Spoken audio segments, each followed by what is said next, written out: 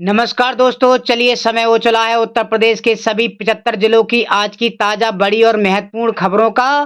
पर उससे पहले वीडियो को लाइक कमेंट जरूर करें और साथ ये भी बताएं कि आप उत्तर प्रदेश के किस जिले शहर या गांव से इस वीडियो को देख रहे हैं।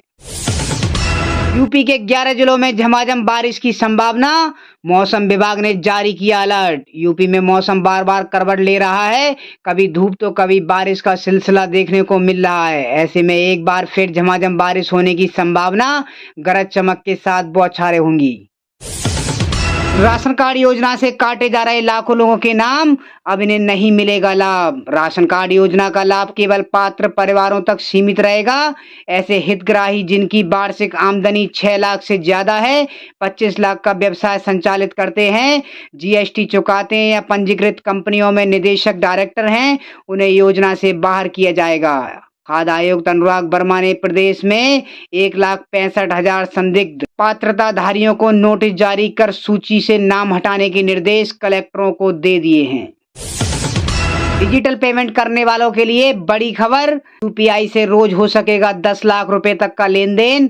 पर्सनल टू मर्चेंट ट्रांजैक्शन की लिमिट बढ़ाकर 10 लाख की, वहीं पर्सनल टू पर्सनल पेमेंट की लिमिट 1 लाख ही रहेगी। नया नियम 15 सितंबर 2025 से होगा लागू। भारतीय राष्ट्रीय भुगतान निगम ने एकीकृत भुगतान इंटरफेस यूपीआई पर व्यक्ति से व्यापारी लेन देन की सीमा बढ़ाकर 10 लाख रुपए प्रतिदिन कर दी है। ये बदलाव 15 सितंबर से लागू होगा। खरीदारी के लिए बड़े डिजिटल भुगतानों को आसान और अधिक सुरक्षित बनाने के लिए ये बदलाव किए गए हैं। यूपी में सहकारी महाविद्यालय की स्थापना करेगी योगी सरकार। 16 बंद जिला सहकारी बैंक भी होंगे पुनर्जीवित। उत्तर प्रदेश सरकार सहकारिता के क्षेत्र में शिक्षा को बढ़ावा देने के लिए राज्य सहकारी महाविद्यालय की स्थापना करेगी। सरकार ने बंद पड़े सहकारी बैंकों को पुनर्जीवित किया है, जिससे उनका एनपीए कम हुआ है। मधुमक्खी पालन के लिए फ्री ट्रेनिंग देगी योगी सरकार, जानिए कब और कैसे करें आवेदन। उत्तर प्रदेश सरकार मधुमक्खी पालन को बढ़ावा देने के लिए फ्री ट्रेनिंग दे रही है। सहारनपुर, बस्ती और प्रयागराज में 90 दिनों के लिए इस ट्रेनिंग के लिए 16 सितंबर से पहले आवेदन करना होगा। यूपी में बेटियों को 25-25 हजार रुपए की एफडी, जानिए क्या है योगी सरकार की योजना। भाजपा की डबल इंजन सरकार बालिकाओं को उनके जन्म लेने से लेकर स्नातक तक विभिन्न चरणों में कुल 25,000 प्रति बालिका उपलब्ध कराने का कार्य कर रही है। मुख्यमंत्री कन्या सुमंगला योजना के अंतर्गत 26 लाख बेटियां लाभान्वित हैं। यूपी में किसानों के लिए बड़ी योजना ला रही योगी सरकार। 16 सितंबर से पंजीकरण शुरू। सरकार ने 2.88 करोड़ से अधिक किसानों के पंजीकरण का लक्ष्य रखा है। अब तक लगभग 1.45 करोड़ किसान लक्ष्य के 50% से अधिक पंजीकृत हो चुके हैं। उत्तर प्रदेश सरकार ने कहा है वह 100% किसान पंजीकरण के लक्ष्य को हासिल करने के लिए 16 सितंबर से राज्यव्यापी अभियान शुरू करेगी। प्रदेश में लागू होगा इंग्लिश स्पीकिंग कोर्स। समाज कल्याण विभाग जयप्रकाश नारायण सर्वोदय विद्यालयों को मॉडल बनाने के लिए नवाचारों पर ध्यान दे रहा है। आगरा के एक विद्यालय में शुरू किए गए इंग्लिश स्पीकिंग कोर्स के बेहतर परिणाम मिलने के बाद से अब प्रदेश के अन्य विद्यालयों में भी अपनाया जाएगा। रबी फसल 2025-26 के लिए किसानों को मुफ्त बीज मिनी किट देगी योगी सरकार। 25 सितंबर तक करना होगा ऑनलाइन आवेदन। योगी सरकार ने अन्नदाता किसानों के हित में इस वर्ष भी बड़ा निर्णय लिया है। योगी सरकार रबी फसल 2025-26 के लिए किसानों को निःशुल्क दलहनी तिलहनी बीज चना 16 किलो, मटर 20 किलो, मसूर 8 किलो और सरसों 2 किलो के मिनी किट उपलब्ध कराए जाएंगे।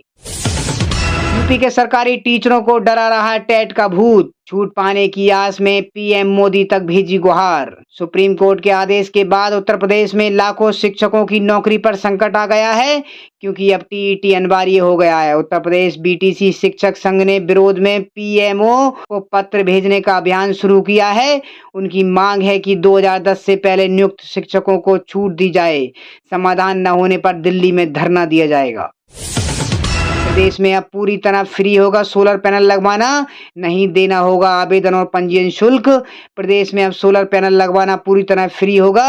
अब आवेदन शुल्क और पंजीयन शुल्क नहीं देना होगा। ऐसे में उपभोक्ताओं को सीधे तौर पर 1250 रुपए बचेगा।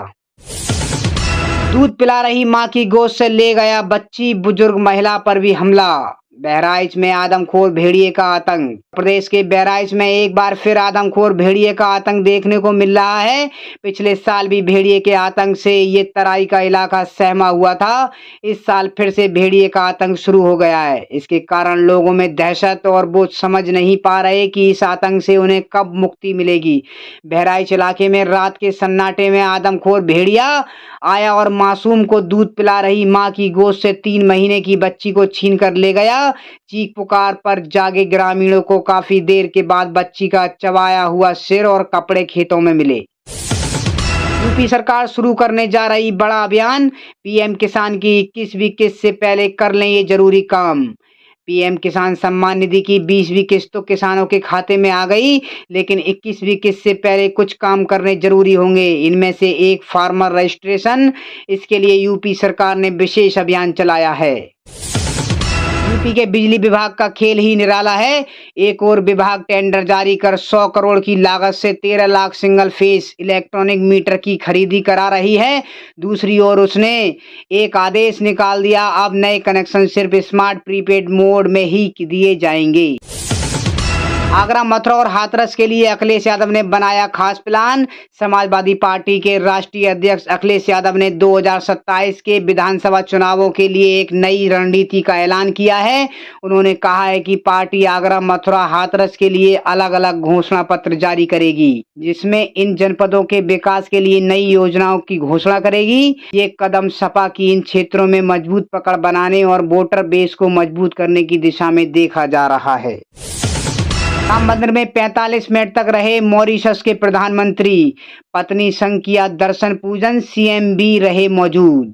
मॉरिशस के प्रधानमंत्री डॉक्टर नवीन चंद्र राम गुलाम आज अपने परिवार और अपनी कैबिनेट के साथ अयोध्या पहुंचे, जहां एयरपोर्ट पर पारंपरिक शैली में उनका स्वागत सत्कार किया गया। इसके बाद वो रामलला के दरबार पहुंचे और दर्शन पूजन किया। उत्तर प्रदेश दरोगा भर्ती के आवेदन में त्रुटि सुधारने को मिलेगा एक मौका।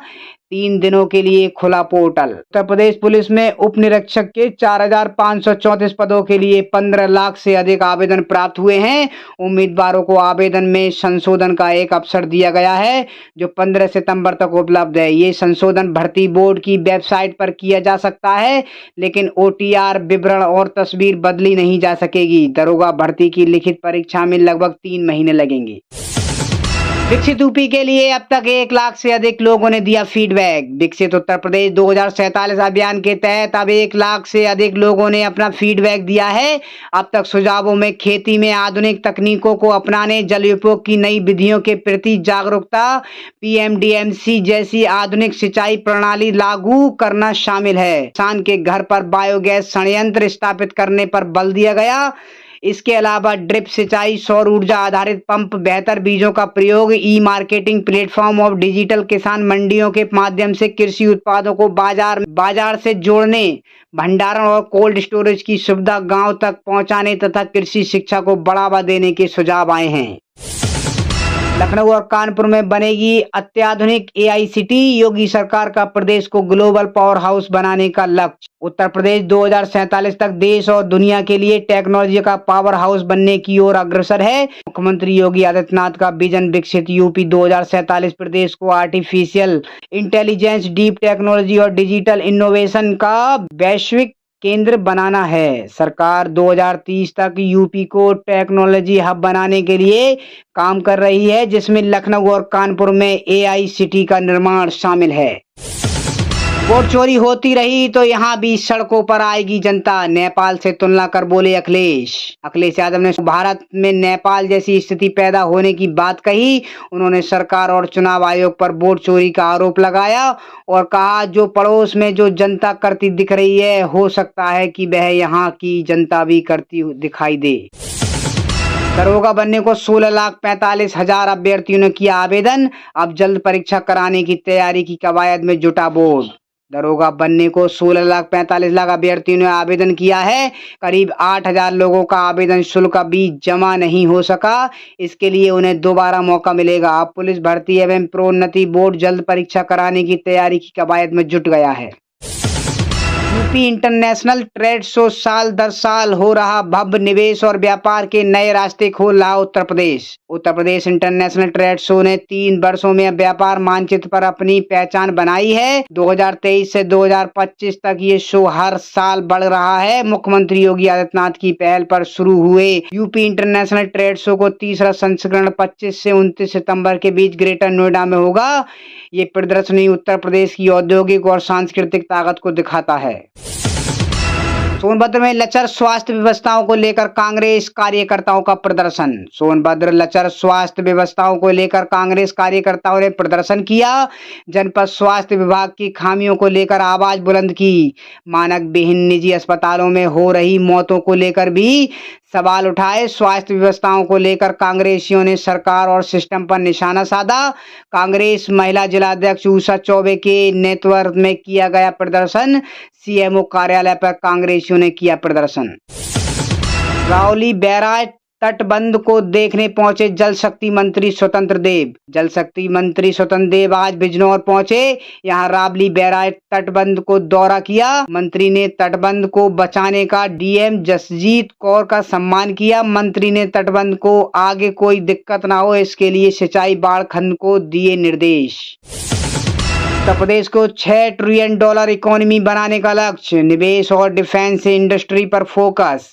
उत्तर प्रदेश 2047 तक विकसित यूपी के लक्ष्य के साथ औद्योगिक और सामरिक रूप से बदल रहा है। प्रदेश को $6 ट्रिलियन की अर्थव्यवस्था बनाने के लिए निवेश और रक्षा उद्योग पर ध्यान केंद्रित किया जा रहा है।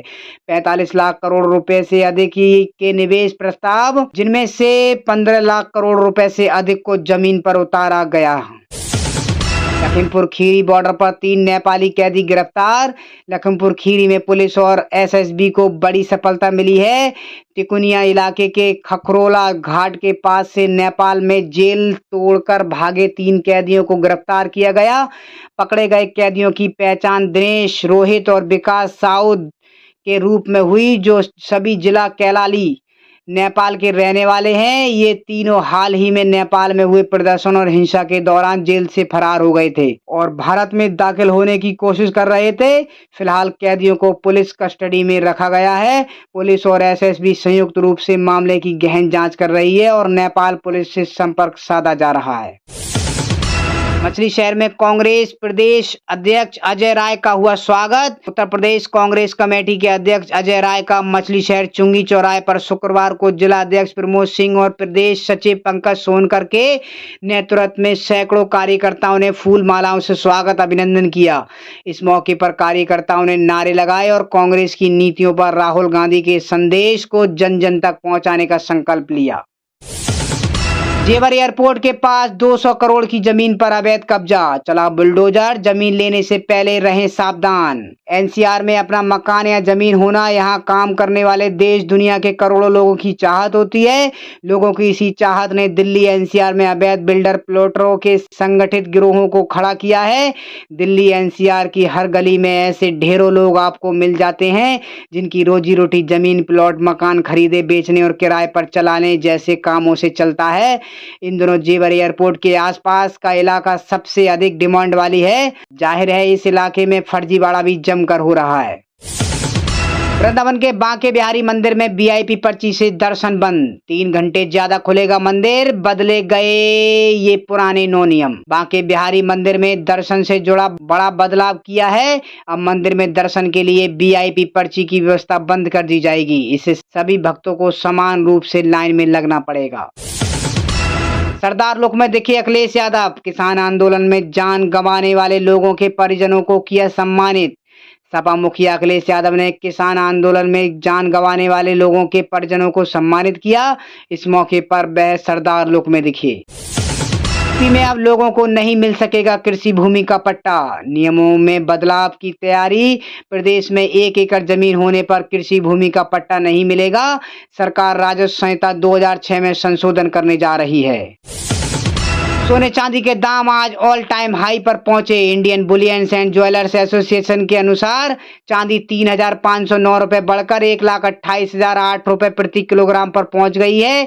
कल 1 किलो चांदी की कीमत 1,24,499 रुपए थी। वहीं कारोबार के दौरान सोने की कीमत 744 रुपए बढ़कर 1,09,841 रुपए हो गई थी। कारोबार बंद होने पर सोना 611 रुपए की बढ़त के साथ 1,09,708 रुपए पर बंद हुआ। कल इसकी कीमत 1,09,097 रुपए प्रति 10 ग्राम थी। गोल्ड ने 9 सितंबर को 1,09,635 रुपए और सिल्वर ने 1,24,770 का ऑल टाइम हाई पर बनाया था।